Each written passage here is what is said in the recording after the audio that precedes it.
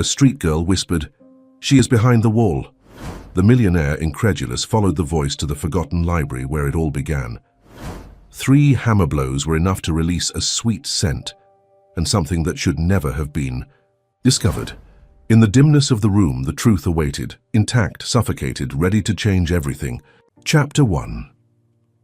The Return. The iron gates of Hawthorne Manor creaked in protest as they parted for the first time in 15 years. Autumn leaves skittered across the long, neglected driveway, dancing around the wheels of Jonathan Blackwood's sleek, black sedan. The 3-story Victorian mansion loomed before him, its weathered facade a silent testament to years of abandonment. Once the crown jewel of Newport, Rhode Island's historic district, the estate now stood as a decrepit monument to what had been lost. Jonathan's knuckles whitened as he gripped the steering wheel. He had sworn never to return to this place. Not after Victoria vanished, not after the whispers and accusations, not after the investigation that led nowhere, leaving only questions that haunted his sleepless nights. Yet here he was, drawn back by the most unlikely of messengers. "Are you sure about this, Mr. Blackwood?" Detective Mark Sullivan's gravelly voice broke through the silence from the passenger seat. The veteran investigator had handled Victoria's case when it first opened 15 years ago. Though officially retired now, he had agreed to accompany Jonathan today, perhaps driven by the same unresolved questions that had plagued them both for years. "I don't know what to believe anymore, Mark." Jonathan's voice was barely above a whisper, but I couldn't ignore what that child said. The child in question was Sophia Martinez, an 8-year-old girl who had been found sleeping in the groundskeeper's abandoned cottage at the edge of the property 3 days ago. When social services arrived to collect her, she had become hysterical, insisting that she couldn't leave because the lady in the library needs help. When pressed for details, the girl had described Victoria with uncanny accuracy, from her favorite sweet perfume to her passion for fruit tea. Details that no stranger, let alone a child who wasn't even born when Victoria disappeared, could possibly know. It could still be an elaborate hoax, Sullivan cautioned, though his expression suggested he wasn't entirely convinced of his own words. "That's why Miss Bennett is meeting us here." Jonathan referred to Emma Bennett, the social worker assigned to Sophia's case. "She'll assess the girl's state of mind while I face whatever's waiting in there." The car rolled to a stop at the foot of the grand marble staircase leading to the main entrance. As they stepped out, the biting October wind cut through Jonathan's expensive coat, a fitting welcome home for the prodigal son who had fled to the warmth of his San Francisco offices, building his tech empire while leaving the ghosts of Newport behind. A modest sedan pulled up beside them, and Emma Bennett emerged, her practical navy pantsuit and sensible shoes a stark contrast to the grandeur surrounding them. In the back seat, Jonathan could see Sophia's small face pressed against the window, her dark eyes wide with anticipation. "Mr. Blackwood," Emma extended her hand.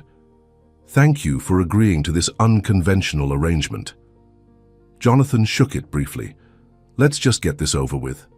As they approached the entrance, Jonathan hesitated before inserting the key. 15 years ago, he had locked this door behind him, leaving behind the remnants of a shattered life. The key turned with surprising ease, as if the house had been waiting for his return. The foyer welcomed them with musty air and dancing dust motes, caught in the thin beams of light filtering through the closed curtains. Everything remained exactly as he had left it. The antique grandfather clock frozen at 3:17, the ornate mirror above the console table still draped with the black cloth he had placed there after her disappearance, unable to face his own reflection. "The Sioux library is this way," Jonathan said, leading them down the main hallway. His footsteps echoed against the marble floors, each one a thunderous announcement of his return. Sophia had been quietly following, clinging to Emma's hand, but as they approached the library doors, she broke free and ran ahead. "She's here! She's waiting!" The girl's voice carried an urgency that sent a chill down Jonathan's spine. The double doors to the library stood closed, untouched, since that Valentine's Day night when Jonathan and Victoria had their final argument. She had refused to accompany him to an important business gala, claiming he cared more about impressing potential investors than spending time with her. The fight had ended with slammed doors and cruel words that Jonathan had replayed in his mind countless times over the years. Sullivan placed a steadying hand on Jonathan's shoulder. "You don't have to do this." But Jonathan was already reaching for the door handles. The heavy oak doors swung open to reveal the vast two-story library, once Victoria's sanctuary. Dust-covered books lined the walls from floor to ceiling, the rolling ladder still positioned where Victoria had left it that night. The plush reading chairs faced the large bay windows, overlooking what had once been her prize-winning rose garden, now overrun with weeds.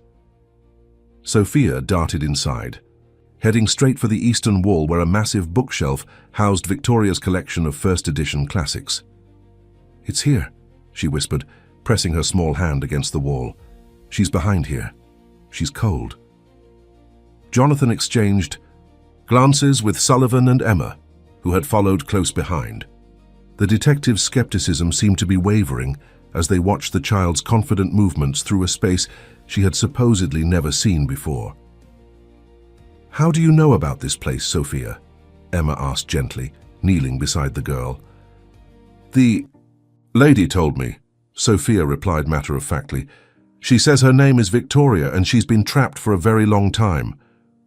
Jonathan felt the floor shift beneath him. The name. They had been careful never to mention Victoria's name around the child. "What else did she tell you?" Sullivan asked, his professional curiosity evidently piqued. "She said her husband thinks she ran away, but she didn't. She said someone put her here because they were jealous." Sophia's innocent delivery of these words sent a jolt through Jonathan. "This is ridiculous," Jonathan's voice cracked, despite his attempt at dismissal. Victoria disappeared. Her clothes were missing, her personal documents gone. Even her luggage was missing. "But not her wedding ring," Sophia interjected, looking up at Jonathan with eyes too knowing for her age. "She says you found it on the nightstand the next morning, and you knew then that something was wrong because she never took it off, not even when she was angry with you." The blood drained from Jonathan's face. This detail had never been released to the public, a small but significant inconsistency that had planted the first seed of doubt in his mind about the runaway wife narrative. Sullivan stepped forward, his interest clearly heightened. "Sophia, how would someone access this wall if they wanted to?"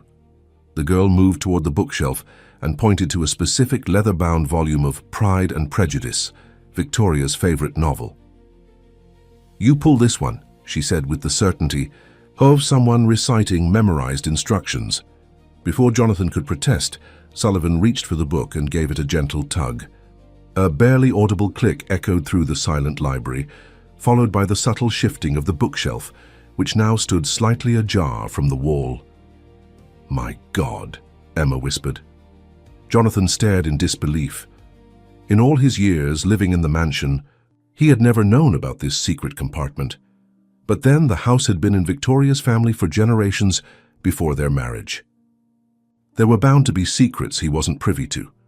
Sullivan pulled the bookshelf further, revealing a narrow passageway behind it. Cold air rushed out, carrying with it the faint, unmistakable scent of sweet perfume, Victoria's signature fragrance. "Impossible," Jonathan breathed. Sophia slipped her small hand into Jonathan's larger one, her touch anchoring him as the ground seemed to sway beneath his feet. "She's waiting for you," the child whispered, gently tugging him toward the darkness beyond. As Jonathan took his first hesitant step toward the passage, a cascade of memories flooded his mind. Victoria's laughter echoing through these very halls, the way her eyes lit up when she spoke of her beloved books, the softness of her hand in his on their wedding day. Had she really been here all along, somewhere within the walls of the home he had abandoned? Sullivan produced a flashlight from his coat pocket, its beam cutting through the darkness ahead. "Stay behind me," he instructed, his professional demeanor returning as he took the lead. The beam of light illuminated a narrow stone staircase spiraling downward, the air growing colder with each step they descended. Jonathan followed, with Sophia still clutching his hand and Emma close behind them. Chapter 2. Whispers Beyond the Wall. The stone steps descended into darkness, each footfall echoing against the damp walls.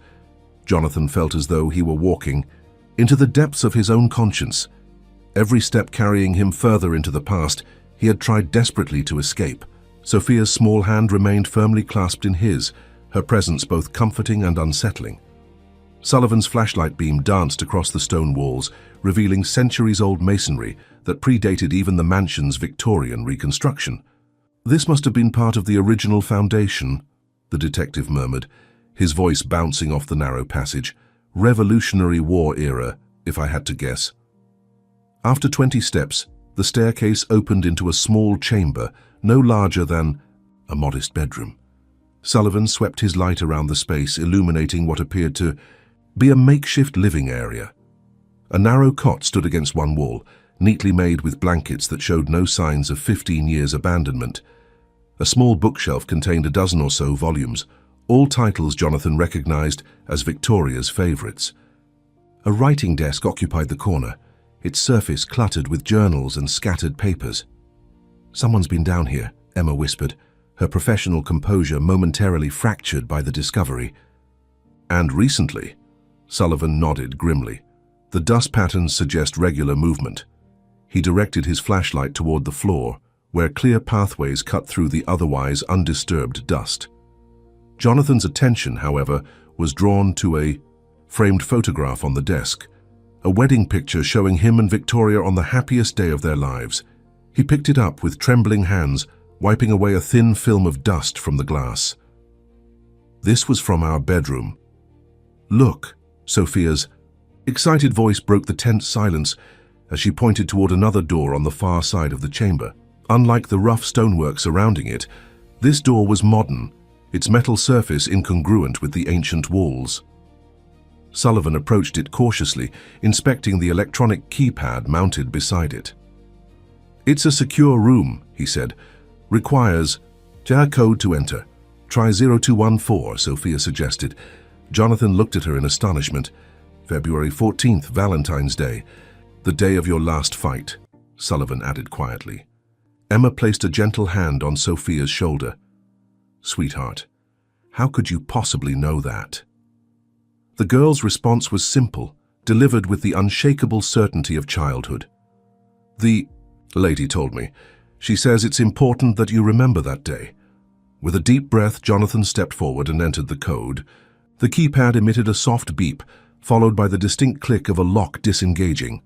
Sullivan positioned himself in front, one hand instinctively reaching toward the weapon he no longer carried in retirement, old habits resurfacing in the face of the unknown. The door swung open with surprising ease, releasing a rush of cool, sterile air. The detective's flashlight revealed a space that stood in stark contrast to the rustic chamber they had just passed through. A fully equipped medical room with monitoring equipment, an IV stand, and at its center, a hospital bed surrounded by softly humming machines. And on the bed, lying perfectly still beneath crisp white sheets, was Victoria Blackwood.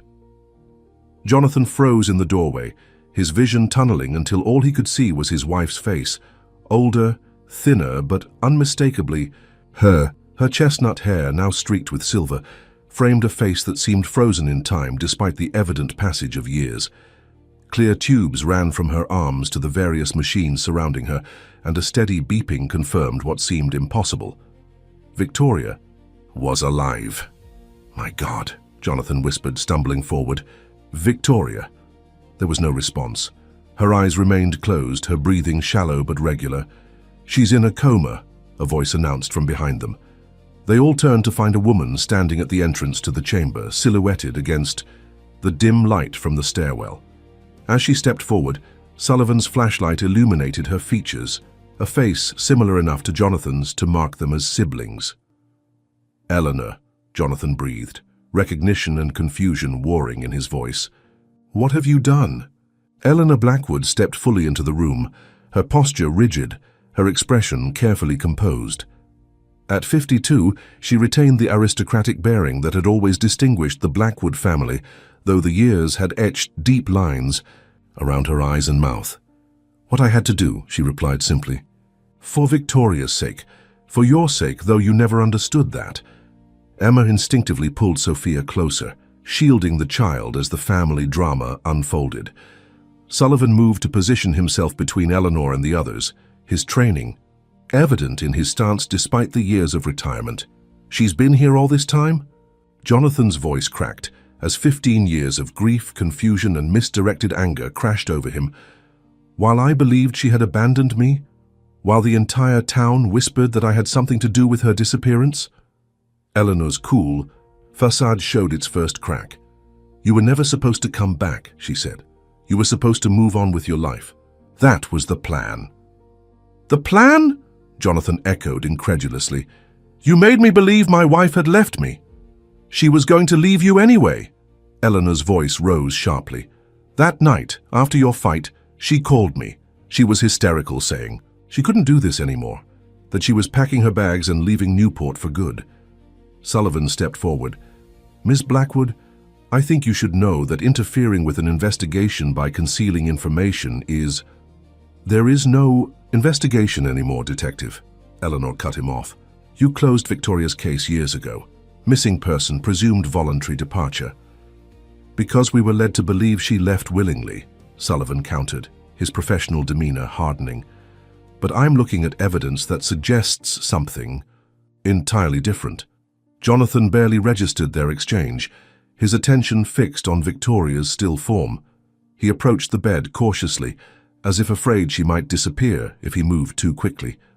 Up close, the changes in her were more apparent, the slight hollowing of her cheeks, the paleness of her skin, the way her once vibrant presence had diminished to this quiet shadow. "What happened to her?" he asked, his voice barely audible.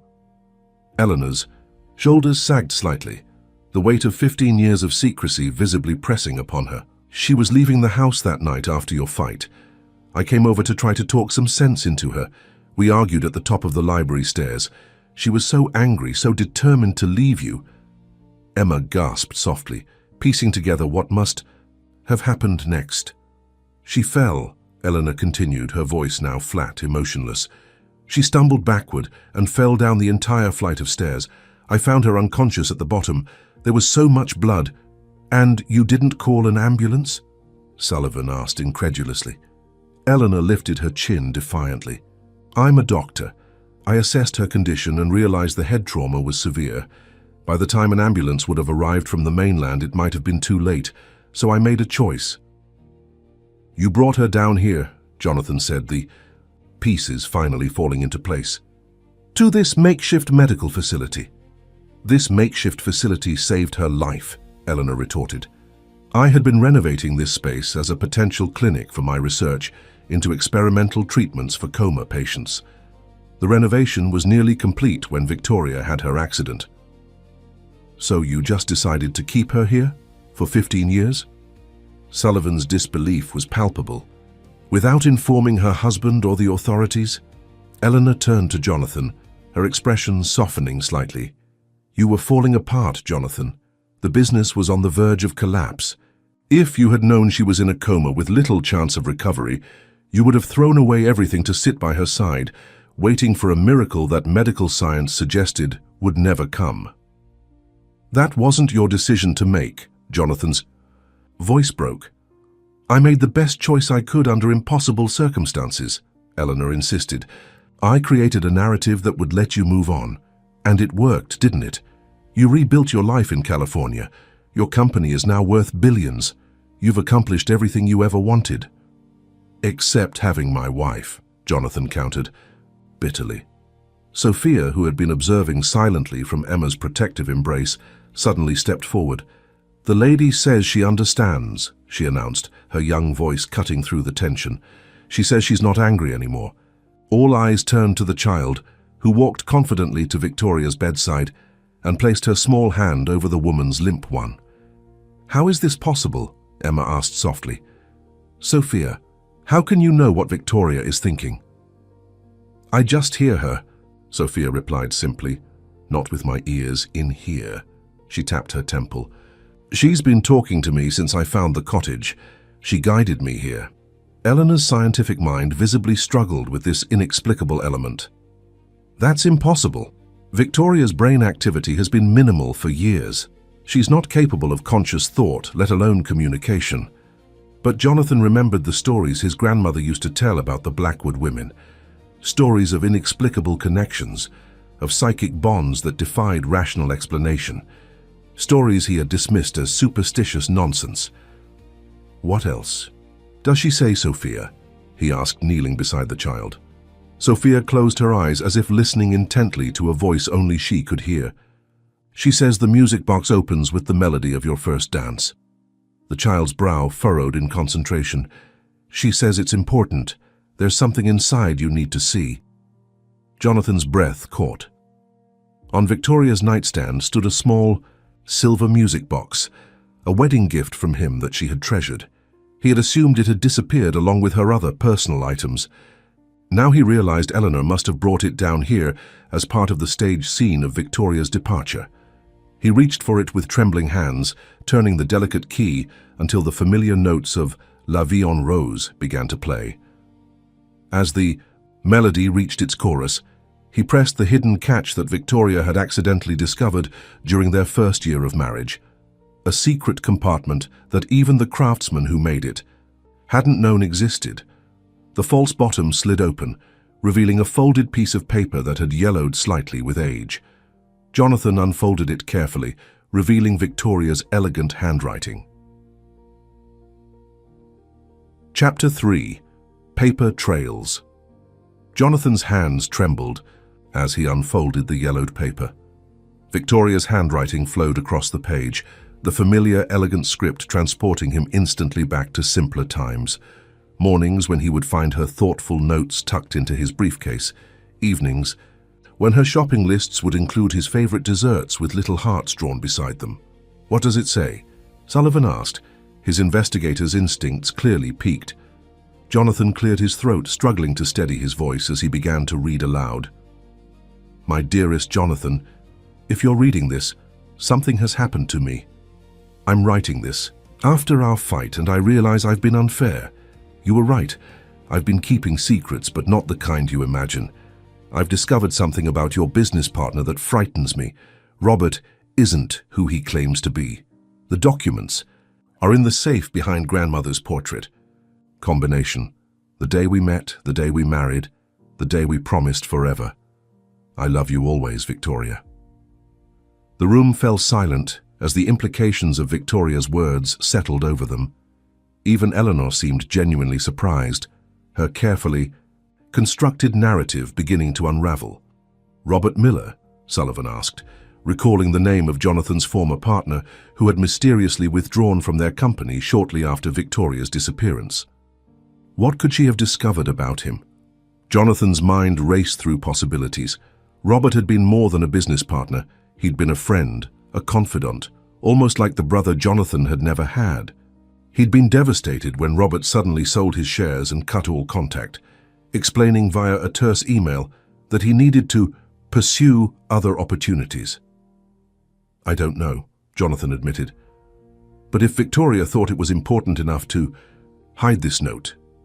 He turned to Eleanor. "Did you know about this?" Eleanor shook her head. "I found the music box among her things that night, but I never knew about any secret compartment. I brought it down here because it seemed important to her." Sophia tugged gently at Jonathan's sleeve. "The lady says you need to find the safe now. She says it's urgent." "The portrait is in my office," Jonathan said. "Upstairs, at the end of the east wing." Sullivan nodded. "I think we should take a look at those documents." Emma stepped forward, placing a protective hand on Sophia's shoulder.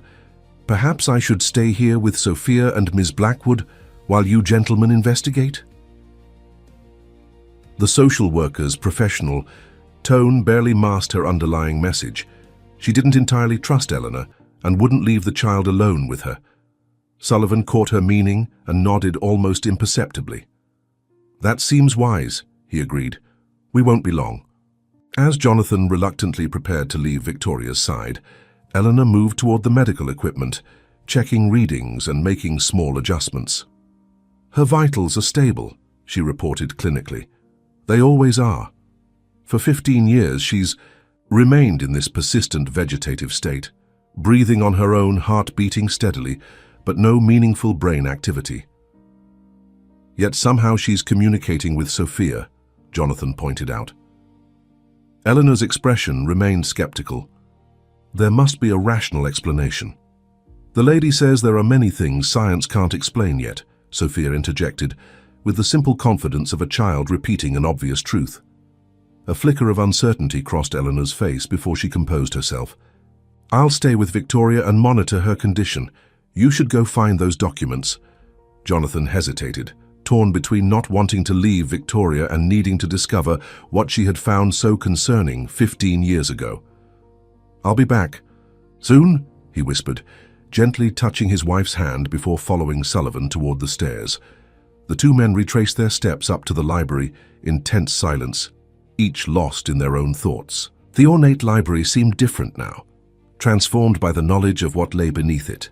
Jonathan led the way through the mansion's grand hallways, past dust-covered furniture and shrouded paintings, until they reached the double doors of his former office.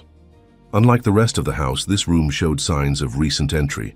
A thin layer of dust covered most surfaces, but there were clear handprints on the desk and disturbances in the dust on several shelves.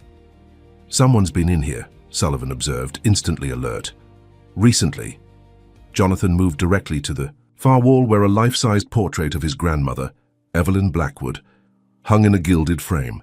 The formidable matriarch gazed sternly from the canvas, her sharp eyes seeming to follow them as they approached. "Help me with this," Jonathan said, grasping one edge of the heavy frame. Together, they lifted the portrait from its hooks, revealing a wall safe concealed behind it. Jonathan stared at the dial, mentally calculating the combination.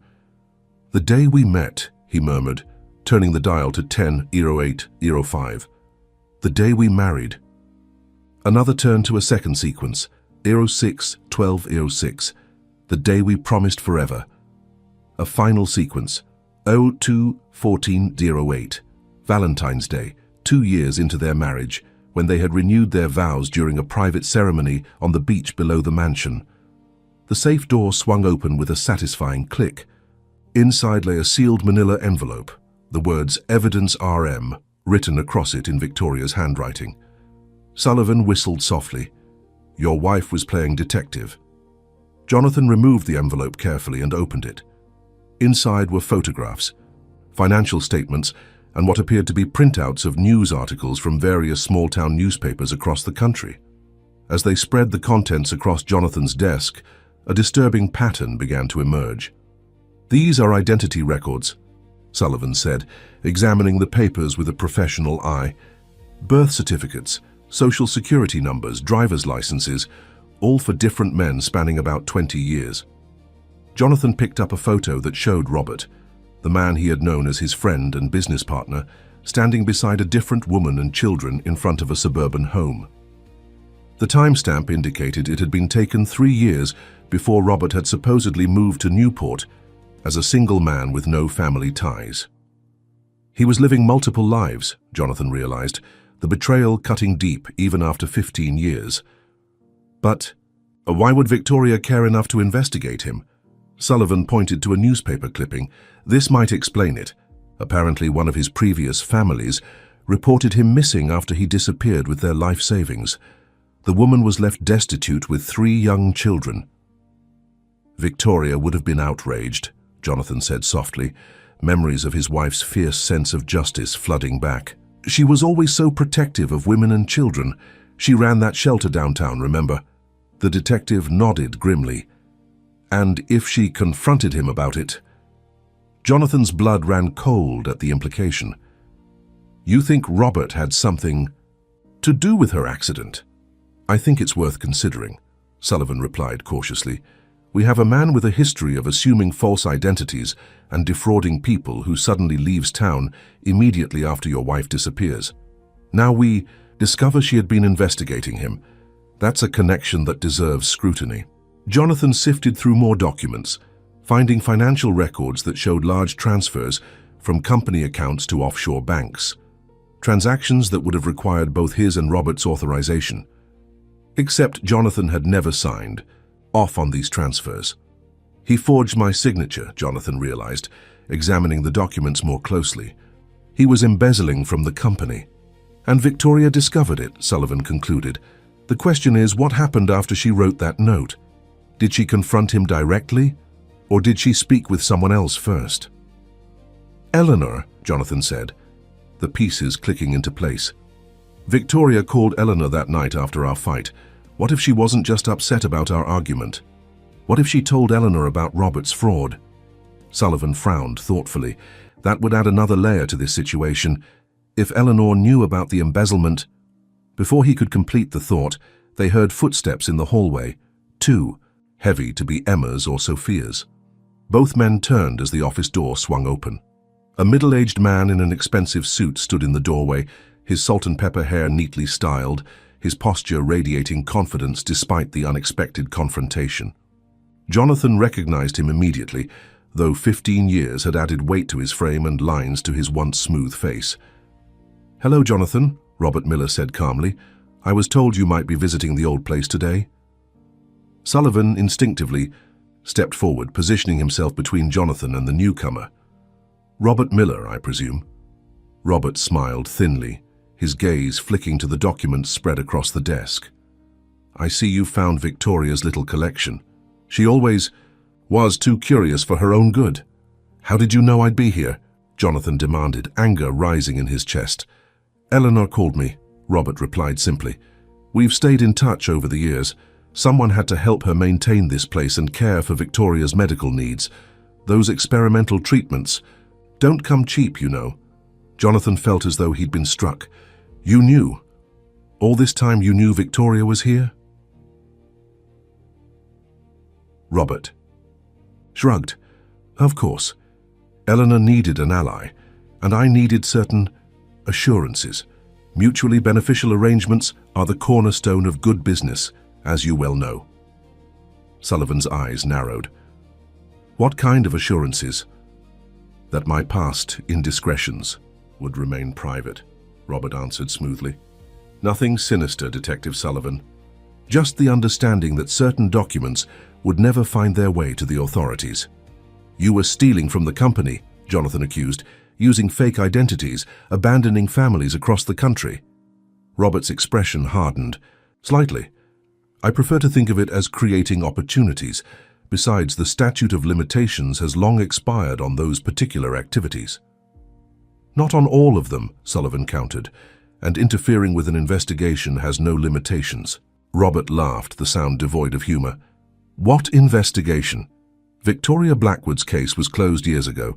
She was declared legally absent, presumed to have abandoned her husband and her responsibilities. That's the official record." "Records can be amended," Sullivan said firmly. "Perhaps," Robert conceded, "but at what cost? Consider carefully what you're about to unleash, Jonathan. Victoria has received state-of-the-art care for 15 years, care that would have been impossible in a conventional hospital, care that was funded in part by the arrangement Eleanor and I made." "What arrangement?" Jonathan demanded. "Your sister is brilliant, you know," Robert said, his tone almost admiring. "Her research into coma recovery is groundbreaking, but such research requires funding. Funding that traditional grant committees deem too experimental, too risky. I simply helped redirect some of our company's more flexible resources toward her work." "You stole company money to fund Eleanor's research," Jonathan translated bluntly. Robert spread his hands in a gesture of mock innocence. "I prefer to think of it as unauthorized reallocation of assets for humanitarian purposes. Your company survived and thrived. Eleanor got to continue her research. Victoria received care that kept her alive. Everyone benefited." "Except for the truth," Sullivan interjected, "and justice." "Such lofty concepts," Robert scoffed, "but ultimately impractical in the real world, where difficult choices must be made." Jonathan stared at the man he had once considered a friend, seeing him clearly. "For the first time. Did you push her? That night when she fell, was it really an accident?" Something flickered in Robert's eyes, surprise perhaps, or calculation. "I wasn't even there that night. Ask your sister if you don't believe me. Victoria's fall was a tragic accident, one that Eleanor witnessed firsthand." Then why hide it? Sullivan pressed. Why create this elaborate deception? Robert's smile returned, confident and condescending. That was Eleanor's decision. I merely helped facilitate the arrangement. She believed it was better for everyone, especially Jonathan, if Victoria was thought to have left willingly. Given Jonathan's subsequent success, it seems she was right. Success built on lies, Jonathan said bitterly. Chapter 4. Tangled. Perhaps we should all discuss this together, Robert said smoothly, gesturing toward the door. Eleanor will want to explain her side of things. After all, she's the one who's dedicated 15 years of her life to caring for your wife. Jonathan gathered Victoria's documents and tucked them back into the envelope, unwilling to let them out of his possession. Now that he'd finally discovered them, Sullivan remained vigilant, his eyes never leaving Robert as they moved through the mansion's dusty corridors back toward the library. Does the girl really claim to communicate with Victoria? Robert asked casually as they walked. Fascinating. If true, Eleanor mentioned something about it when she called me. Sophia seems to know things she couldn't possibly know otherwise, Sullivan replied non-committally. Robert's expression remained skeptical. Children have vivid imaginations, and information has ways of leaking, even unintentionally. They reached the library, where the secret passage still stood open. As they descended the stone staircase, Jonathan's mind raced with questions. The Victoria he'd known had been intuitive, observant. She would have noticed if something was amiss with Robert. Had she confronted him directly, or had she gone straight to Eleanor with her suspicions? When they reached the medical room, they found Eleanor checking Victoria's vital signs, while Emma sat with Sophia on a small sofa in the corner. The social worker rose immediately when they entered, her professional demeanor unable to mask her concern. Mr. Miller, she acknowledged with obvious surprise. I wasn't aware you were involved in this situation. Robert has apparently been Eleanor's accomplice all these years, Jonathan said, before Robert could respond, unable to keep the bitterness from his voice. They've been working together to keep Victoria hidden while embezzling from my company to fund Eleanor's research. Eleanor flinched at the accusation, but didn't deny it. It wasn't like that, Jonathan. Not entirely. Then explain it to me, Jonathan demanded. Explain how my sister and my business partner conspired to hide my wife from me for 15 years while stealing from the company we built together. Eleanor's professional composure cracked, revealing the weight of years of secrecy. It started as a genuine emergency response.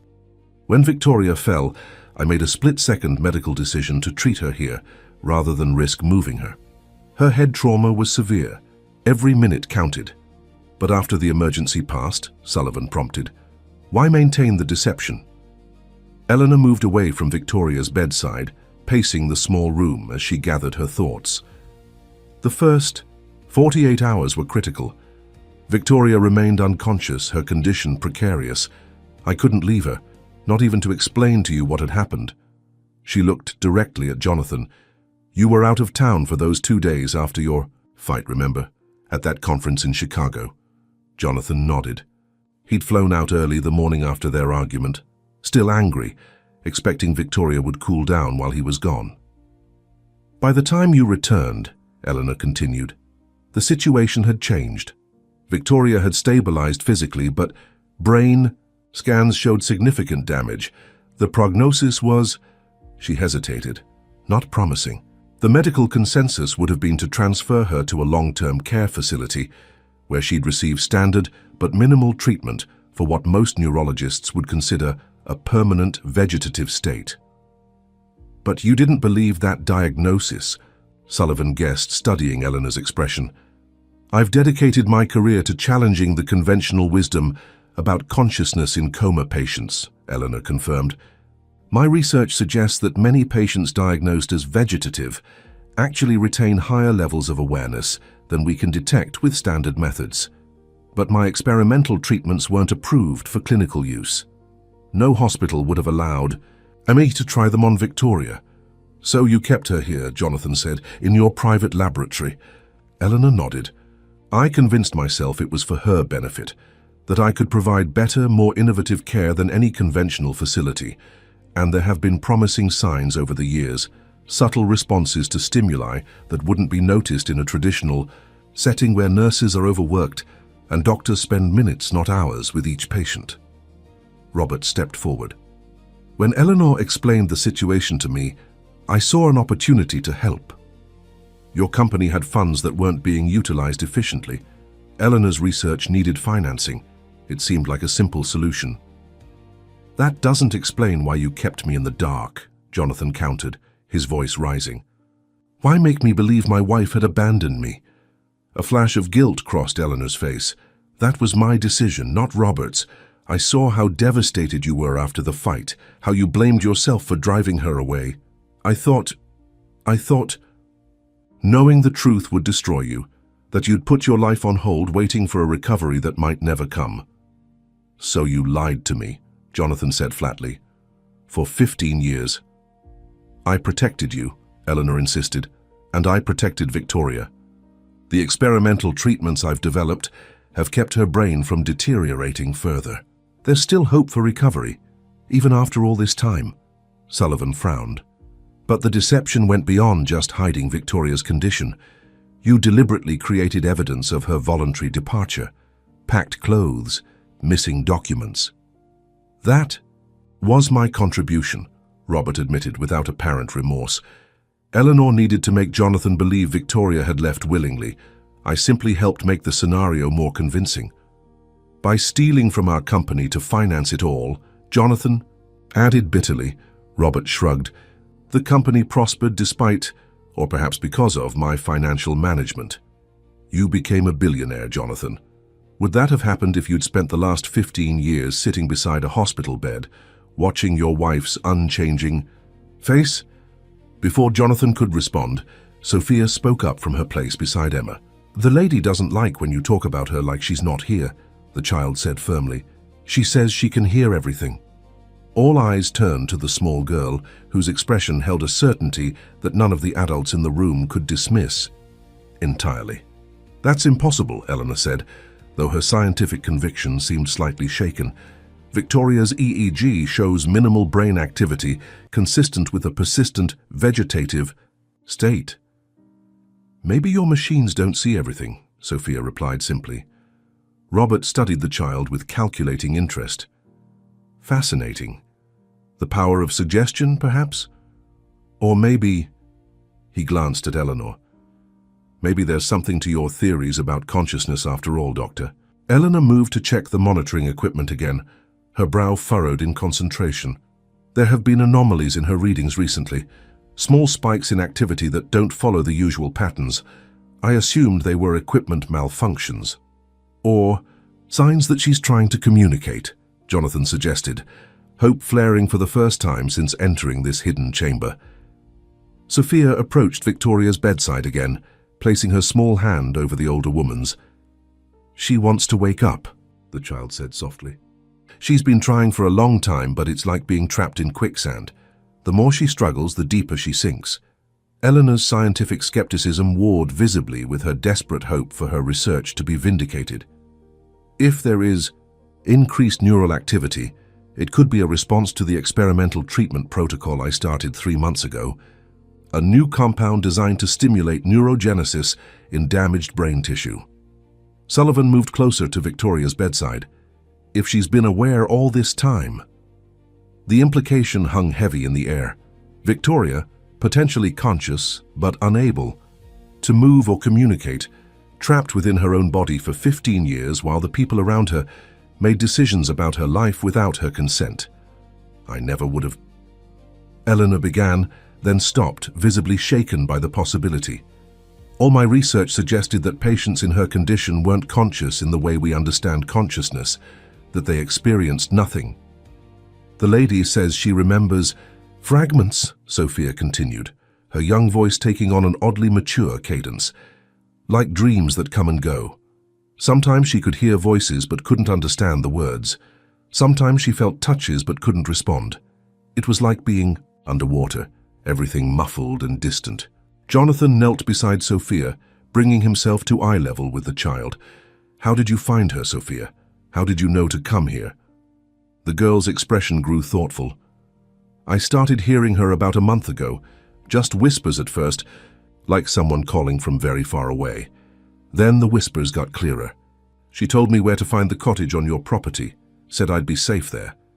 When I came, her voice got stronger. She guided me to the main house and told me to find help, to tell someone she was trapped behind the wall in the library. Emma placed a gentle hand on Sophia's shoulder. Sophia has always been highly intuitive, the social worker explained carefully. In the foster system, she would sometimes know things about other children or staff that she couldn't possibly have known. Her previous foster families found it unsettling. Which is why she kept running away, Jonathan realized. Until she found her way here. Robert cleared his throat. This is all very touching, but it doesn't change the practical realities we're facing. Victoria's condition, while perhaps more complex than we understood, remains essentially the same. She requires specialized care that only Eleanor has been providing. Care funded by stolen money, Sullivan reminded him sharply. Details, Robert dismissed with a wave of his hand. The important question now is, what happens next? Do we disrupt the system that has kept Victoria alive and receiving cutting-edge treatment for 15 years? Or do we find a way to move forward that serves everyone's interests? Jonathan stood, facing Robert squarely. This isn't a business negotiation. This is my wife's life. My life. 15 years stolen from us. No one stole anything, Eleanor interjected. I've dedicated every day to Victoria's care, to developing treatments that might someday help her recover, while lying to me, Jonathan countered, while letting me believe she had abandoned our marriage. Because it was easier for you to hate her than to watch her waste away. Eleanor's composure finally shattered completely. Don't you understand? I was trying to protect both of you. Victoria from being warehoused in some facility where no one would notice the subtle signs of consciousness I've been documenting for years. And you from the helpless agony of watching the woman you love, trapped in an unresponsive body with no guarantee of recovery. The room fell silent after Eleanor's outburst, the only sound the steady beeping of Victoria's monitors. Jonathan stared at his sister, seeing for the first time the toll the past 15 years had taken on her as well, the deep lines around her eyes, the premature grey in her hair, the exhaustion that seemed bone deep. I appreciate what you've done for Victoria, he said finally, his voice softened but still firm. But the deception ends now. No more secrets, no more lies. Robert stepped forward, his expression calculating. Be reasonable, Jonathan. If this becomes public, the scandal would devastate your company's stock value. Eleanor's research would be discredited before it could help others, and Victoria would become a media spectacle.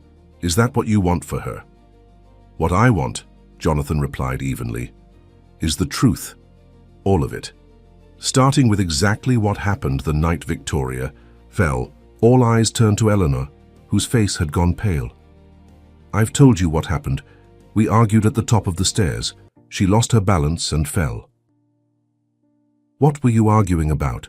Sullivan pressed, his investigator's instincts clearly detecting something amiss in Eleanor's account. Eleanor hesitated, glancing briefly at Robert before answering. Victoria had discovered some financial irregularities in the company records. She suspected Robert was embezzling funds and came to me because she knew I handled some of the company's medical research investments. Robert's smooth facade cracked slightly. That's not entirely accurate, Eleanor. No? Eleanor challenged, an edge entering her voice. Should I tell them what really happened that night, Robert? About how you arrived at the house during my argument with Victoria? About how you tried to convince her that the financial discrepancies were simple accounting errors? Jonathan looked between his sister and his former business partner, seeing the tension crackling between them. What aren't you telling us, Eleanor? Before she could answer, a new sound filled the room, a soft beeping alarm from one of Victoria's monitors. Eleanor immediately switched back to doctor mode, moving quickly to check the readings. Her neural activity is spiking, she reported, professional focus overriding the emotional tension of moments before. This is unusual, far beyond the patterns I've observed previously. Sophia squeezed Victoria's hand. "She's trying really hard to reach us," the child said. "She says it's important that we know the whole truth." Eleanor adjusted several settings on the monitoring equipment, her expression a mix of scientific curiosity and growing concern. These readings suggest significantly increased brain activity, particularly in regions associated with conscious thought and memory recall. "Is that dangerous for her?" Jonathan asked anxiously. "Not dangerous necessarily," Eleanor replied, still focused on the monitors, "but definitely unusual. It's as if she's fighting to wake up," Sophia finished for her. Chapter 5: Awakening Truths. A tense silence filled the room as they all watched Victoria's monitors, the increased beeping creating an urgent soundtrack to the unfolding drama. Eleanor moved with practiced efficiency, checking vital signs and adjusting medication levels, while the others stood helplessly by, uncertain what they were witnessing. "What can we do?" Jonathan asked, his voice strained with the weight of 15 years of absence compressed into this critical moment. "There's nothing to do but wait," Eleanor replied, her clinical detachment returning as she worked. "These neural patterns are unprecedented in Victoria's case. I need to monitor how they develop." Sophia hadn't released Victoria's hand, and now the child's face was scrunched in intense concentration. "She's trying really hard," the girl reported. "It's like pushing through a really thick wall." Robert remained near the door, his earlier confidence noticeably diminished as he observed the unexpected medical development. Sullivan positioned himself strategically between Robert and the exit, his law enforcement instincts clearly on alert, despite his retired status. Emma moved closer to Sophia, her protective instincts engaged. "Is this tiring for you, sweetheart?" she asked gently. "You've been through a lot today." The girl shook her head without opening her eyes. "I'm okay. The lady needs me." Suddenly, the steady rhythm of Victoria's breathing changed. A small gasp escaped her lips, the first voluntary sound she had made in 15 years. Eleanor's eyes widened as she leaned forward, her professional reserve momentarily forgotten.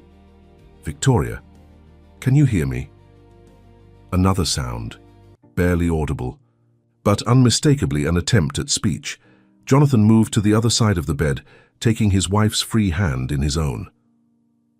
"Victoria, it's Jonathan. I'm here. We're all here." Victoria's eyelids fluttered, the movement slight but distinct. Eleanor quickly adjusted the bed to elevate Victoria's head slightly, then dimmed the lights in the room. "Don't rush her," the doctor instructed. This long sensory input could be overwhelming. Over the next several minutes, they watched in awe as Victoria struggled toward consciousness. Her fingers twitched in Jonathan's grasp. Her breathing pattern became more irregular, signs of the immense effort she was making to break through the barriers of her condition. Finally, her eyes opened, just a crack at first, then wider as they adjusted to the dim light of the room. They moved slowly, unfocused at first, then gradually settling on Sophia's face. "Hi," the child said simply, with the straightforward greeting only a child would offer in such a momentous moment. Victoria's lips moved, forming what might have been an attempt at a smile. Her gaze shifted, taking in the others around her bed, lingering on Jonathan's face with an intensity that made his breath catch. "Don't try to speak yet," Eleanor advised, her clinical voice belied by the tears gathering in her eyes. "Oh, your vocal cords haven't been used in a long time." But Victoria seemed determined. Her lips moved again, and this time a raspy whisper emerged. "John, than." "I'm here," he assured her, tears streaming freely down his face now. "I'm right. Here." Victoria's eyes moved to Eleanor, then to Robert, still hovering near the doorway. Something flickered in her expression. Recognition, certainly, but also something harder to define. Fear, perhaps. Or anger. "Remarkable," Eleanor murmured, checking Victoria's vital signs again. "I've never seen recovery like this in any of my research cases. The neural pathways should have atrophied beyond repair after so many years." "The lady is very strong," Sophia stated matter-of-factly. "She's been practicing for a long time, trying to move just a little bit more each day." Victoria's eyes returned to the child, a question in them that she couldn't yet verbalize. I'm Sophia, the girl introduced herself. I've been hearing you for a while now. I told them you were trapped behind the wall, just like you asked me to. Victoria managed another whisper. Thank you. Sullivan stepped closer to the bed, his weathered face showing the wonder of the moment despite his professional reserve. Mrs. Blackwood, I don't want to overwhelm you, but do you remember what happened the night you were injured? Eleanor shot him a warning look. Detective, this isn't the time for questioning. Victoria needs rest and medical evaluation. Her condition remains extremely fragile. But Victoria's eyes had sharpened at Sullivan's question. With visible effort, she turned her gaze toward Robert, who had gone very still. Her next whisper was barely audible, but the single word carried clearly in the hushed room. Him. All eyes turned to Robert, whose practiced composure finally crumbled completely. She's confused, he said quickly. Memory impairment is common in cases like hers. Eleanor, you should sedate her before she overexerts herself. No. The word came from Jonathan, firm and unyielding. No more controlling Victoria's narrative. No more decisions made without her consent. Eleanor hesitated, torn between her medical instincts and the dawning realization that the carefully constructed reality she'd maintained for 15 years was unraveling before her eyes. Victoria's fingers tightened around Jonathan's hand with surprising strength. She drew a deeper breath and managed a full sentence, each word a victory over her long silence. He pushed me, after I threatened to expose him. The accusation hung in the air, undeniable despite Robert's immediate protest. That's absurd. I wasn't even there that night. Tell them, Eleanor, tell them I arrived after Victoria's accident. Eleanor's face had gone completely white. Robert, don't. Tell them, Robert insisted, desperation edging into his voice. But it was Victoria who spoke next, her raspy voice growing marginally stronger with each word. Eleanor saw. She witnessed everything. Jonathan turned to his sister, betrayal and disbelief warring in his expression. Eleanor? Eleanor seemed to collapse inward, the weight of 15 years of deception finally becoming too much to bear.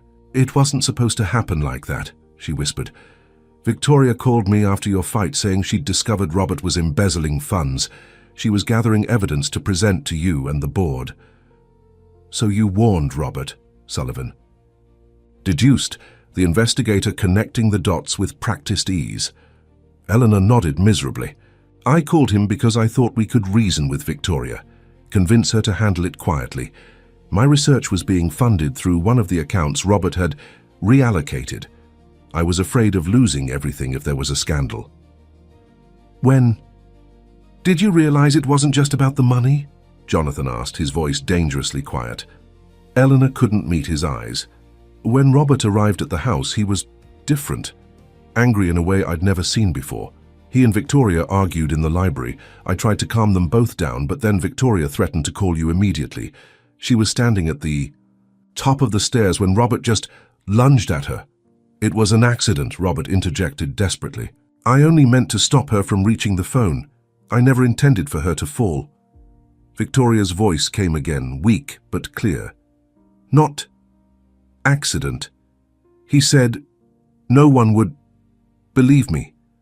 That you, her eyes found Jonathan's, would think I left because of our fight. Sullivan had moved silently to position himself directly behind Robert, who seemed to sense that his options were rapidly diminishing. What happened after Victoria fell? The detective asked Eleanor, his voice professionally calm despite the horrific story unfolding. I rushed down the stairs to help her, Eleanor replied, tears now flowing freely. She was unconscious, bleeding from a head wound. My medical training took over.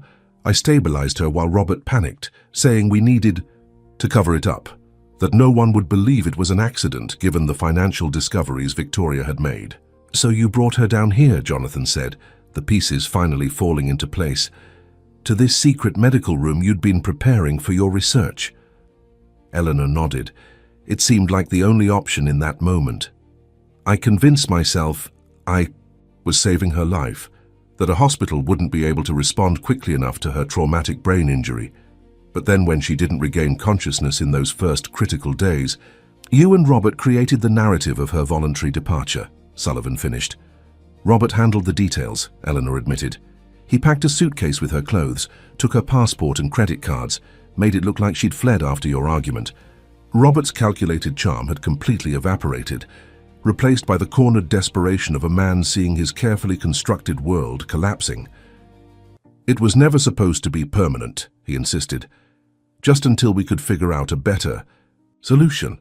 And then days turned into weeks, weeks into months, Eleanor continued, unable to stop the flood of truth now that the dam had broken. Victoria's condition stabilized but showed no signs of improvement. The longer we maintained the deception, the harder it became to imagine a way out that wouldn't destroy everyone involved. So you just continued, Jonathan said, the horror of it all evident in his voice. For 15 years. I told myself I was doing what was best for everyone, Eleanor replied, her voice small. That my research might eventually help Victoria recover. That you were better off building a new life rather than being chained to a bedside with no hope of recovery. Victoria's hand tightened around Jonathan's again, drawing his attention back to her.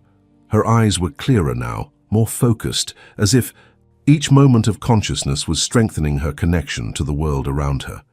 Not your decision, she whispered, the rebuke gentle but unmistakable. No, Eleanor agreed, finally meeting Victoria's gaze directly. It wasn't, and I am so sorry.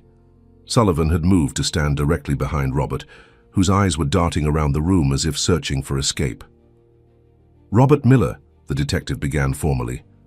I may be retired, but I'm placing you under citizen's arrest for the assault of Victoria Blackwood and the subsequent conspiracy to conceal your actions. How you can't prove anything, Robert blustered, though his voice lacked conviction.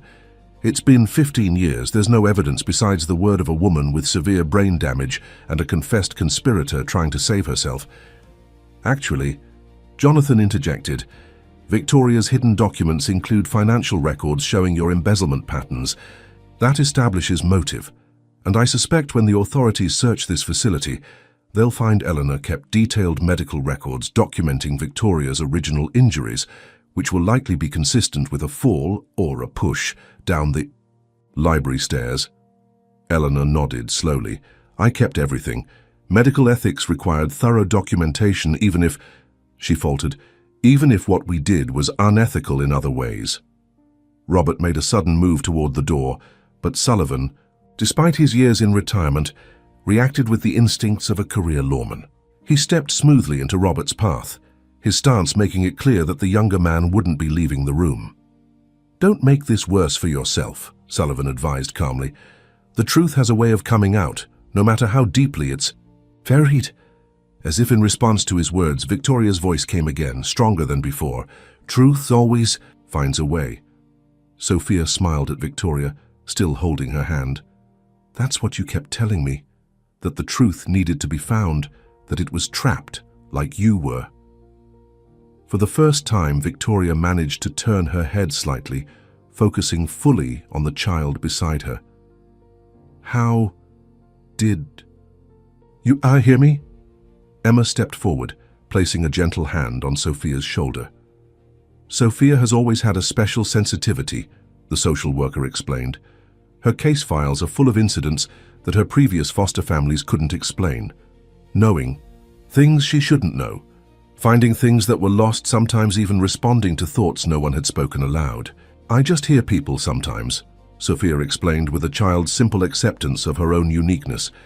Usually when they're really sad or scared or lost, your voice was the loudest I ever heard, like you were shouting but nobody else could hear you. Victoria's eyes filled with tears that spilled slowly down her cheeks. Thank you for listening. What happens now? Eleanor asked, her voice small and uncertain. A stark contrast to the confident doctor who had been so sure of her righteous deception just hours before. Sullivan answered, his tone leaving no room for debate. Now I call the authorities.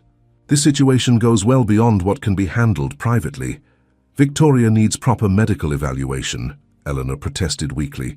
Moving her could be dangerous in her condition. A full medical team will be brought in, Sullivan assured her. But this facility is now a potential crime scene.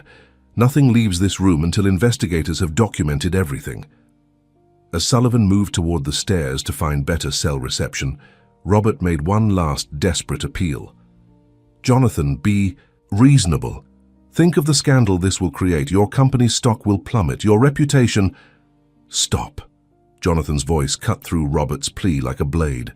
For 15 years, I've lived with the pain of believing my wife abandoned me. I've built a fortune, yes, but I've lived half a life. No company, no reputation, no amount of money is worth more than the truth Victoria deserves. Victoria's eyes hadn't left Jonathan's face. Despite her weakened state, her gaze held a clarity and intensity that transcended her physical condition. John, she whispered, still love you. The simple declaration broke something open in Jonathan's chest, a dam holding back 15 years of suppressed grief and longing.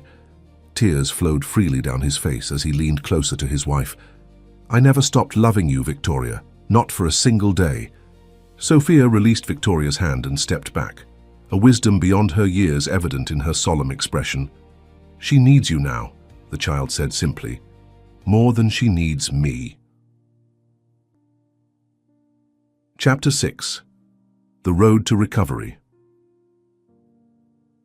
3 months passed in a whirlwind of medical evaluations, legal proceedings, and media scrutiny. Hawthorne Manor, once shrouded in dusty silence, now bustled with activity as Victoria's recovery became the center of Jonathan's world.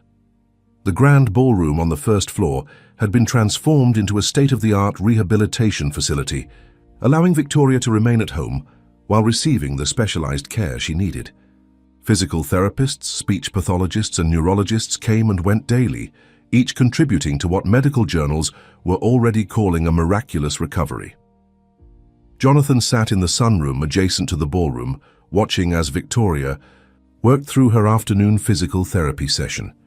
Though still confined to a wheelchair for longer movements, she was now able to take supported steps and had regained significant control of her fine motor skills.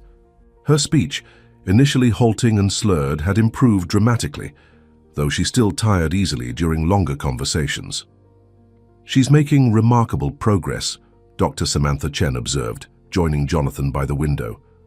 The neurologist had been overseeing Victoria's case since she was transferred from Eleanor's underground facility. Her determination is extraordinary.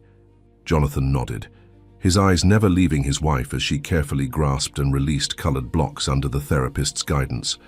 Victoria was always the strongest person I knew, even before. He didn't need to finish the sentence. The events surrounding Victoria's injury and 15-year confinement had become national news, despite their best efforts to maintain privacy. Robert Miller was currently awaiting trial for assault and conspiracy charges, having been denied bail due to significant flight risk. The financial crimes had been more difficult to prosecute after so many years, but the SEC investigation into his embezzlement scheme continued to uncover new evidence. Eleanor's situation was more complicated. Her actions after Victoria's injury, the medical care she had provided, the detailed records she had kept, suggested a genuine, if terribly misguided, attempt to help. But her participation in the deception, her willingness to let Jonathan believe his wife had abandoned him, could not be so easily forgiven. Have you spoken with your sister recently? Dr. Chen asked, seemingly reading Jonathan's thoughts. Not since last week's deposition, he admitted. The prosecutors are still determining what charges she'll face. Eleanor had surrendered her medical license voluntarily while the investigation proceeded. She now lived in a small apartment in downtown Newport, cooperating fully with authorities and providing crucial testimony against Robert. Victoria asks about her sometimes, Dr. Chen noted carefully. There seems to be less anger there than one might expect. Jonathan sighed, running a hand through hair that had gained more silver streaks in the past 3 months. Victoria has always been better at forgiveness than I am. Their conversation was interrupted by the arrival of Emma Bennett, who entered the sunroom with Sophia skipping alongside her. The child's face lit up at the sight of Victoria, and she immediately hurried to the therapy area to greet her. "How are things progressing with the guardianship application?" Dr. Chen asked quietly, as they watched Sophia show Victoria a drawing she had made. "The courts are being thorough, as they should be," Jonathan replied. "But Emma has been incredibly helpful with the process. Her recommendation carries significant weight." After the truth about Victoria had come to light, Jonathan had been unwilling to let Sophia return to the foster system that had failed her so many times before. The child's inexplicable connection to Victoria, which neurologists and parapsychologists alike had been unable to fully explain, had created a bond that neither time nor scientific skepticism could diminish. Emma joined them by the window, her professional demeanor softened by a genuine smile. "Sophia has been counting the days until this visit," she said. "She's drawn pictures of Victoria every day this week." "We've missed her too," Jonathan acknowledged. When Sophia had been temporarily placed in a foster home during the initial investigations, Victoria had insisted on daily video calls with the child, her concern for Sophia's well-being seemingly as important as her own recovery. "The home study went well yesterday," Emma informed him. "The social worker was impressed with the accommodations you've prepared, and your background check has cleared all requirements. If the court appearance next week goes as expected, Sophia could be placed with you permanently by the end of the month." Jonathan felt a surge of gratitude. "We couldn't have navigated this process without your support, Emma." The social worker's expression grew more serious. "Sophia deserves stability and love. After everything she did to help Victoria, I'm just glad I could play a part in helping her find a permanent home." Across the room, Victoria had finished her therapy session and was now sitting in her wheelchair with Sophia perched on a stool beside her. The child was showing Victoria her school notebook, proudly pointing out the gold stars her teacher had awarded her work. "She's doing well in school?" Jonathan asked. Emma nodded. "Remarkably well, considering how disrupted her education has been. Her foster mother says she's reading at nearly 2 grade levels above her age, and her ability to concentrate has improved significantly since..." She hesitated. "Since she stopped hearing Victoria's voice in her head." The phenomenon that had brought Sophia to Hawthorne Manor still defied conventional explanation. Several research universities had requested permission to study the child's apparent psychic abilities, but Jonathan and Emma had firmly declined, prioritizing Sophia's need for normalcy over scientific curiosity. "She says the voices are usually quiet now," Emma continued, though she mentioned last week that she sometimes still feels echoes from Victoria. Not words exactly, but emotions. Dr. Chen's professional interest was evident, though she respected the boundaries that had been established regarding Sophia's unique abilities. The connection between them remains fascinating. In my 30 years of neurological practice, I've encountered several cases where coma patients reported awareness during their unconscious state, but never one where they successfully communicated with an outside individual, especially a child with no prior connection to them. Victoria says they were meant to find each other, Jonathan said simply. After everything he had witnessed, he was no longer quick to dismiss possibilities that fell outside conventional understanding. The sunroom door opened again, and Sullivan entered, his casual clothes a reminder that he remained officially retired, despite his ongoing involvement in the case. The former detective had become a frequent visitor to Hawthorne Manor, his initial professional interest evolving into genuine friendship with Jonathan and Victoria. "Good news," he announced without preamble.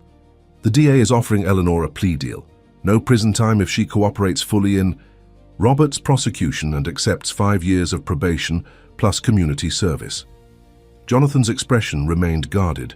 "And her medical license?" "Suspended for 5 years, with the possibility of reinstatement after review," Sullivan replied. "Given the circumstances, it's more lenient than many expected." "Victoria will be relieved," Jonathan acknowledged. Despite everything, his wife had advocated for leniency toward Eleanor, arguing that her sister-in-law's actions, however misguided, had stemmed from a genuine desire to provide the best medical care possible under impossible circumstances. Sullivan moved closer, lowering his voice. "There's something else you should know." The investigators found additional research notes in Eleanor's apartment, studies on experimental compounds she was developing specifically for Victoria's condition. Preliminary review suggests she may have been onto something significant. Several pharmaceutical companies have already expressed interest in continuing her work. "Does Eleanor know?" Sullivan nodded. "She's been offered a non-clinical research position at Stanford, effective after her case is resolved. No direct patient care, but full laboratory resources to continue her work under proper oversight." Jonathan absorbed this information in silence, his feelings toward his sister still too complex to easily categorize. The anger remained, a simmering sense of betrayal that 15 years of his and Victoria's lives had been stolen, but beneath it lay the uncomfortable recognition that Eleanor's unorthodox treatments might have preserved neural pathways that conventional medicine would have considered beyond recovery. Across the room, Victoria had noticed Sullivan's arrival and was gesturing for him to join her and Sophia. As the former detective moved to greet them, Dr. Chen excused herself to review therapy notes, leaving Jonathan and Emma alone by the window. "How are you holding up through all this?" Emma asked, her professional insight allowing her to see beyond Jonathan's carefully maintained composure. He considered the question seriously before answering. "Some days are easier than others. There's joy in having Victoria back, in seeing her progress each day. But then I remember the 15 years we lost, and it's hard not to be consumed by anger." Emma nodded, understanding. "That's a normal response to trauma and loss. Both you and Victoria have experienced profound grief, albeit in different ways. Healing isn't linear." "Victoria says we need to focus on the time we have now, not the time we lost," Jonathan said, a hint of wonder in his voice. "After everything she endured, she's the one comforting me." "She had 15 years to process what happened," Emma pointed out gently. "While her body was immobile, her mind was working through the trauma, at least on some level. You're still catching up." Jonathan watched as Victoria laughed at something Sophia had said, the sound still the most beautiful thing he had ever heard. "Some days it feels like a dream, finding her, bringing her home, watching her grow stronger. I'm afraid I'll wake up back in my San Francisco apartment, alone with just the memories of what might have been." "That's not uncommon after traumatic reunions," Emma assured him.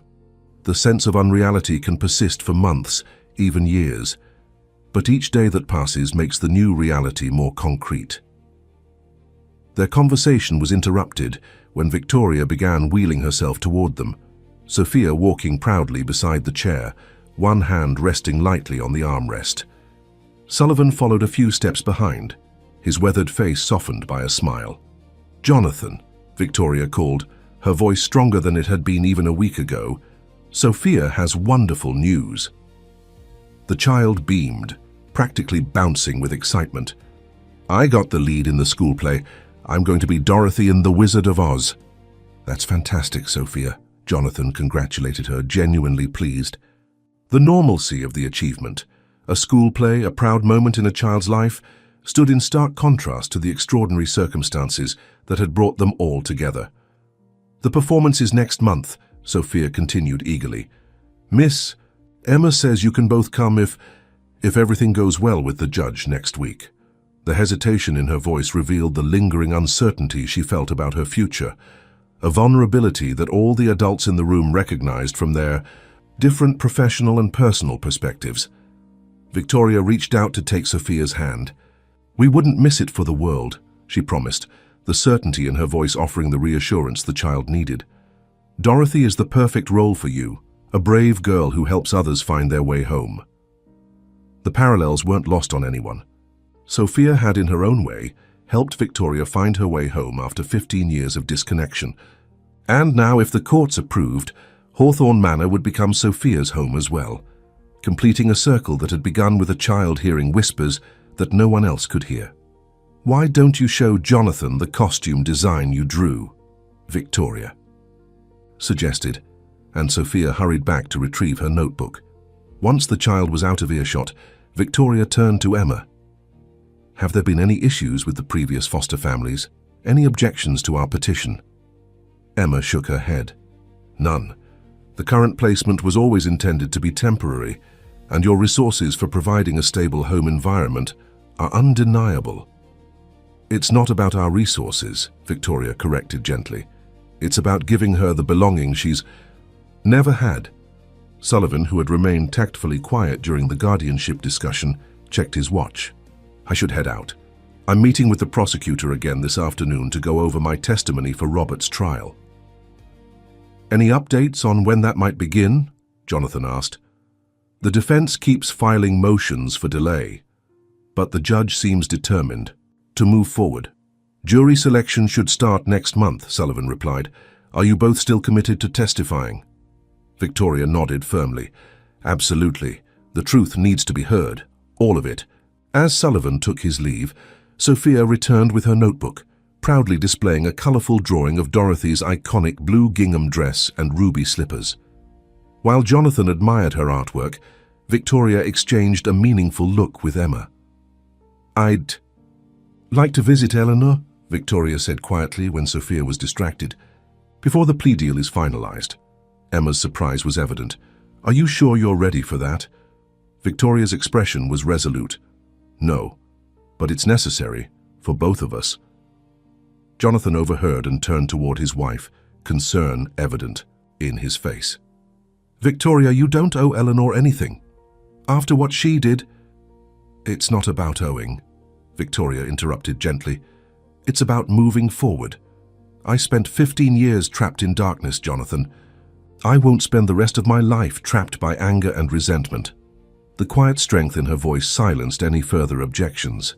Despite the medical ordeal she had endured, despite the betrayal by family members she had trusted, Victoria remained unbroken, changed certainly, but not diminished. Dr. Chen, who had been observing from a professional distance, approached with Victoria's medication schedule. You should rest before your speech therapy session, she advised. You've already exceeded the recommended activity level for today. Victoria acknowledged this with a graceful nod, though Jonathan recognized the flicker of frustration that crossed her face.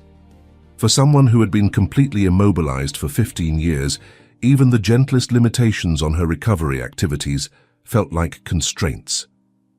Sophia, Emma called, we should let Victoria rest. We can come back this weekend for a longer visit. The child's disappointment was evident, but she nodded with surprising maturity. Can I come say goodbye first? At Victoria's nod, Sophia approached the wheelchair and carefully hugged the woman, who had somehow called to her across barriers that science couldn't fully explain. I'll bring you more pictures on Saturday, she promised. I'll be looking forward to it, Victoria assured her, smoothing the child's hair with a tenderness that made Jonathan's heart constrict. As Emma and Sophia prepared to leave, Jonathan walked them to the door, engaging in quiet conversation about the upcoming court date, while Dr. Chen helped Victoria begin her journey back to the master suite, now relocated to the ground floor to accommodate her recovery needs. She's remarkable, Emma observed, watching Victoria's dignified progress down the hallway, despite the wheelchair she still required. The neurologists I've spoken with can't believe the speed of her recovery. Victoria has always defied expectations, Jonathan replied, a note of pride cutting through the weariness in his voice. Even before all this. Sophia tugged at Emma's hand. Can I ask something important? When Emma nodded encouragement, the child looked up at Jonathan with solemn eyes. If the judge says it's okay for me to live here, would it be all right if I called Victoria Mom someday? Not right away, she added hastily, but when it feels right. The question, so innocent, yet so profound, momentarily robbed Jonathan of speech. He knelt down to Sophia's eye level, finding himself face to face with the child who had irrevocably changed the course of so many lives. Sophia, he said gently, I think that would make Victoria very happy. And it would make me very happy, too. The child's face broke into a radiant smile. I've never had a real mum before, or a dad, she added, with a meaningful look that made Jonathan's eyes sting with sudden emotion. We'll talk about all of that after next week's court date, Emma interjected, practical as always. One step at a time, remember? As they said their goodbyes, Jonathan watched Sophia skip toward Emma's car, the resilience of childhood evident in her buoyant steps. Despite everything the child had endured in her short life, the instability of the foster system, the confusion of abilities she couldn't explain, the burden of carrying Victoria's silent pleas, she remained fundamentally hopeful, open to the possibility of happiness. In that moment, Jonathan recognized that Sophia had given him and Victoria something beyond the miracle of reunion. She had given them a future to look forward to, a reason to focus on what lay ahead rather than the years that had been lost. He returned to the manor to find Victoria in their bedroom, already changed into comfortable clothes for her rest period. Dr. Chen had discreetly withdrawn to the adjacent monitoring room, giving them privacy while remaining within call if needed. "She asked if she could call you Mom someday," Jonathan said without preamble, sitting carefully on the edge of the bed. Victoria's eyes filled with tears, but her smile was radiant. "What did you tell her?" "That I thought you'd like that very much." "I would." Victoria reached for his hand, her grip stronger than it had been even a week ago. "She's given us so much, Jonathan, a second chance, a new beginning." He brought her hand to his lips, kissing it gently. "Rest now. The speech therapist will be here in 2 hours." Victoria settled back against the pillows, but her mind was clearly still active. "I meant what I said about visiting Eleanor." Jonathan sighed, knowing better than to argue once Victoria had made up her mind about something, a trait that 15 years in a coma hadn't diminished. "I'll arrange it, but only when Dr. Chen says you're strong enough." Victoria's eyes were already beginning to drift closed, her body's need for rest asserting itself despite her determined spirit. "Promise me something," she murmured sleepily. "Anything." "Promise me we won't waste a single day of whatever time we have left together." Jonathan felt the weight and wonder of those words, the miracle of having his wife return to him after 15 years, the precious uncertainty of the future, the gift of each moment they now shared. "I promise," he whispered, as Victoria's breathing deepened into sleep. "Not a single day." Chapter 7. Full Circle. 1 year later. The grand library of Hawthorne Manor bore little resemblance to the dust-shrouded tomb Jonathan had first re-entered 16 months ago. Sunlight streamed through the newly restored stained glass windows, casting jewel-toned patterns across gleaming hardwood floors. The once gloomy space had been transformed into a bright, welcoming environment where the dark memories of the past could no longer take root. Victoria stood by the bay windows, one hand resting lightly on a decorative cane she used more from medical caution than necessity these days. Her recovery had progressed beyond what even the most optimistic specialists had predicted. Though she still tired more easily than before her injury, and occasionally struggled with complex sentences when fatigued, she had regained nearly all her physical capabilities and cognitive functions. "The first guest should be arriving soon," Jonathan said, joining his wife by the window. "Are you sure you're up for this?" Victoria turned to him with a smile that still made his heart skip, even after 20 years of marriage, 15 of which had been spent in separation. "I'm not just up for it. I'm looking forward to it. This house has been silent for too long." They had spent months debating what to do with the mansion after Victoria's recovery. Initially, Jonathan had suggested selling it, wanting to leave behind the physical space that held so many painful memories. But Victoria had surprised him by advocating to keep Hawthorne Manor, to transform it rather than abandon it. "Places aren't inherently good or evil," she had argued during her rehabilitation. "It's what happens in them that gives them their character. This house was my prison, yes, but now it can be something else entirely, something healing and hopeful." And so they had embarked on an ambitious renovation project, completely reimagining the mansion's interior while preserving its historic exterior. The hidden medical room beneath the library had been sealed permanently, but not before Eleanor's research notes and equipment had been carefully documented and transferred to the Neurological Research Foundation Victoria had established. The sound of footsteps on the stairs announced Sophia's arrival before she appeared in the doorway, resplendent in a new blue dress chosen specifically for today's event. "Mom, Dad, is my hair okay?" The The 10-year-old spun around to show off the intricate braid Victoria had woven earlier that morning, now adorned with small blue flowers that matched her dress. "You look perfect, sweetheart," Victoria assured her, extending an arm to draw the child close.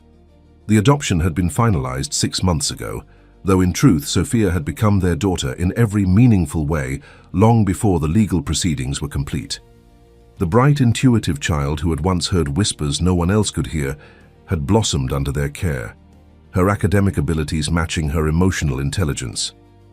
Her psychic experiences hadn't disappeared entirely. Occasionally, she still sensed things others couldn't, knew things she shouldn't be able to know. But as she grew more secure in her new family, these episodes had become less frequent and less intense. The child psychologist who had been monitoring her development suggested that perhaps Sophia's extraordinary sensitivity had been heightened by her own emotional needs, creating a unique receptivity to Victoria's desperate attempts to communicate. "Is Aunt Eleanor coming today?" Sophia asked, straightening a pile of brochures on the nearby table. Jonathan and Victoria exchanged a glance before Victoria answered, "Yes, she'll be here. She's bringing some colleagues from the research institute." The relationship between Jonathan and his sister remained complicated. Forgiveness was a journey rather than a destination, but significant healing had occurred over the past year. Eleanor had completed her plea agreement and now worked full-time at the Victoria Blackwood Neurological Research Institute, where her unconventional theories about consciousness in coma patients were finally receiving the rigorous scientific scrutiny they deserved. Victoria's case study, published in several prestigious medical journals, had sparked renewed interest in the field and attracted substantial funding for further research. What Eleanor had begun in secrecy and ethical compromise was now continuing in the open, potentially benefiting countless future patients. "The caterers are all set up in the dining room," Sullivan announced, appearing in the doorway. Though still officially retired, the former detective had accepted a position as security consultant for both the Blackwood family and the newly established foundation. "And the presentation equipment?" Jonathan asked. "All tested and working perfectly," Sullivan confirmed with a nod. "Emma's handling the final arrangements for the press area."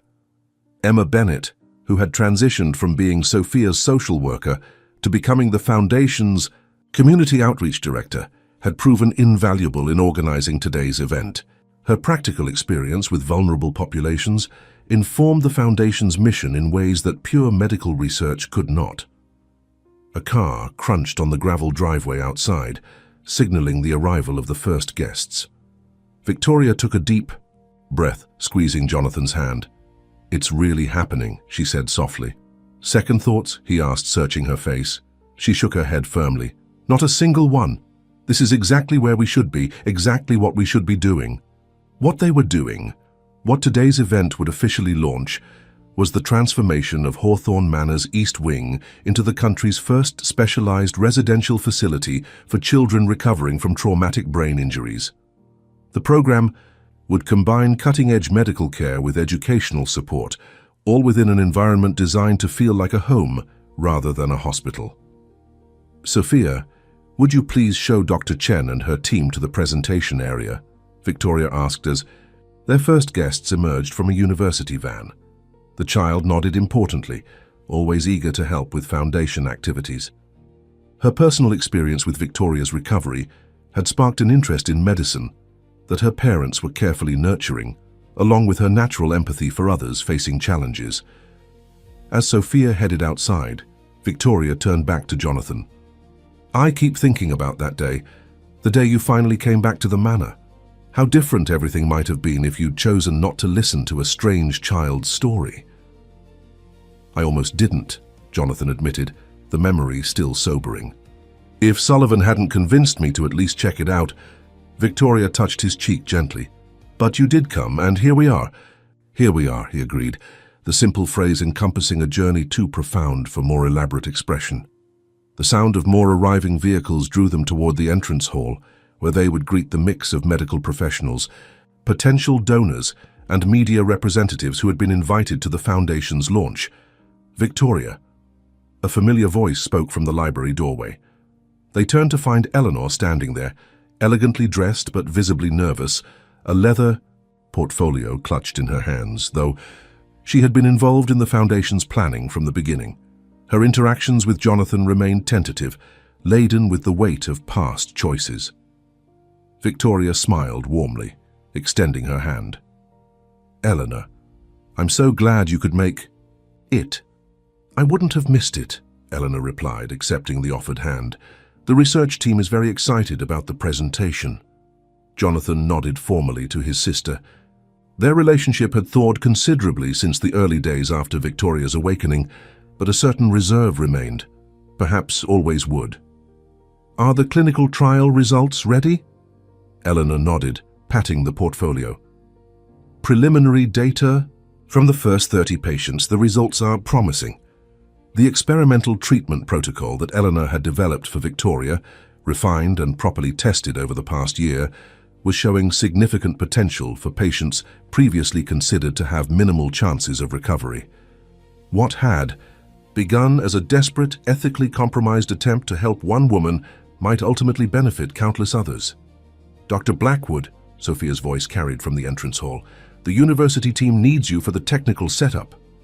Eleanor smiled at the formality of her niece's address, a compromise they had reached months ago when Aunt Eleanor felt too familiar, but Ms. Blackwood too distant. "Duty calls," she said, moving toward the door. As she passed Jonathan, she paused briefly. "I know I've said it before, but I am truly sorry for the years I stole from you both.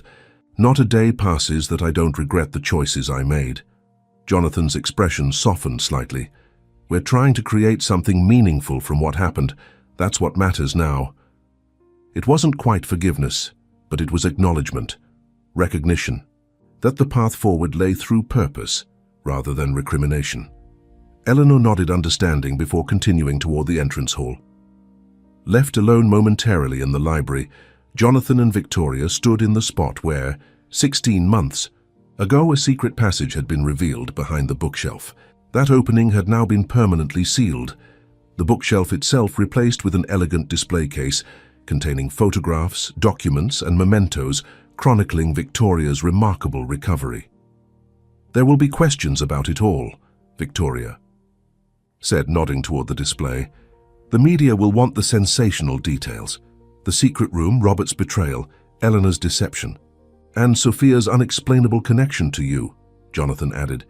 "That's the part they seem most fascinated by." Victoria smiled. "Some things defy scientific explanation. I think that's what makes them uncomfortable.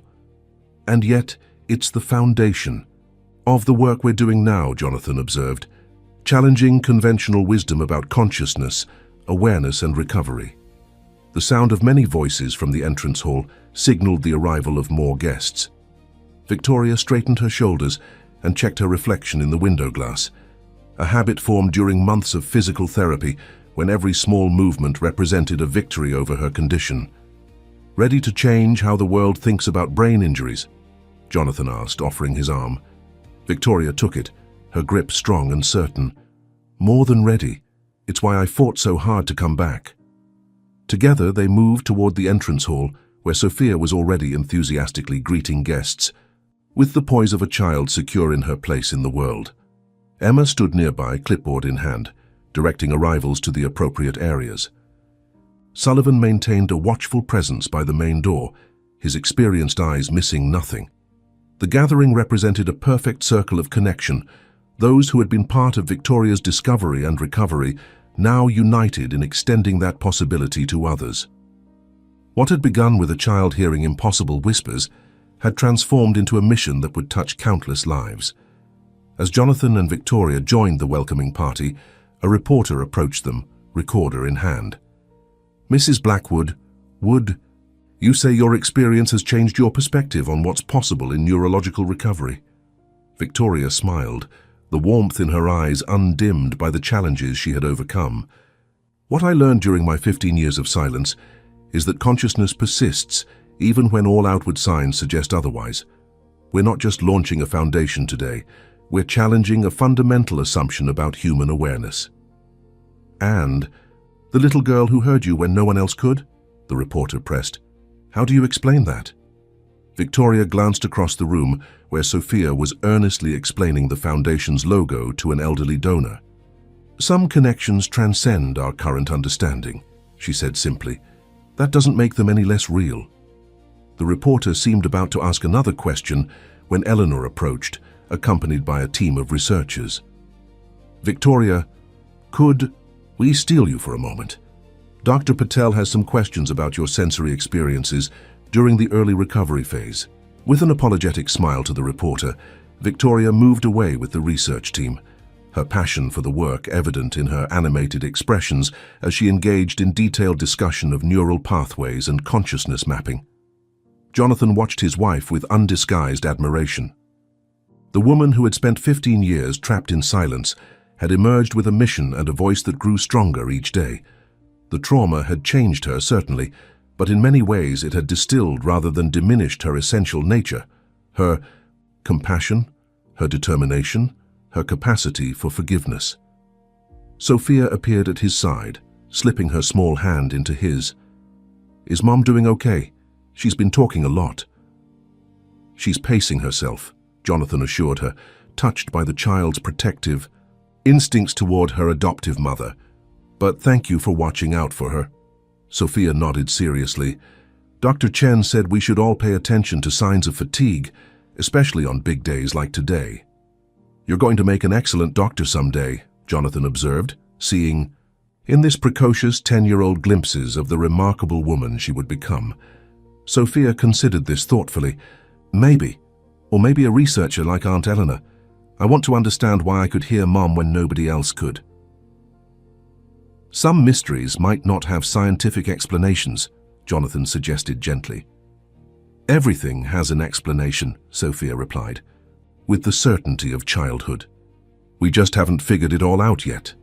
Jonathan smiled at her confidence, recognizing in it echoes of both Victoria's quiet determination and Eleanor's scientific curiosity. This child, who had come into their lives through such extraordinary circumstances, was developing an identity uniquely her own, shaped by her experiences but not defined by them. As the gathering moved toward the presentation area for the formal launch of the Foundation, Jonathan found himself reflecting on the journey that had brought them to this moment. From the dust-covered silence of an abandoned mansion to the vibrant purpose that now filled these rooms, from devastating loss to unexpected joy, from isolation to community. Victoria caught his eye across the room and smiled. That particular smile that had always been only for him. In it he saw acknowledgement of all they had endured and celebration of all they had reclaimed. Most of all he saw promise, the promise of days still to come, moments still to be shared, love still to be expressed. 15 years had been taken from them, but the life they were building now, with Sophia, with the Foundation, with each other, was richer for having been so nearly lost. That was the ultimate triumph over the tragedy they had endured, not merely surviving it, but transforming it into something meaningful that would touch other lives for generations to come. As Victoria stepped to the podium to formally open the Victoria Blackwood Foundation for Neurological Recovery, her voice rang clear and strong through the room, a voice that had once been silenced, but would never be silenced again. "Welcome to Hawthorne Manor," she began, her gaze finding Jonathan and Sophia in the audience. "A place where whispers become voices, where silence becomes speech, where what seems lost can be found again." In that moment, surrounded by people dedicated to extending to others the second chance they had been given, Jonathan knew with absolute certainty they had come full circle. The mansion that had been a prison had become a place of liberation. The tragedy that had nearly destroyed them had become the foundation of new purpose.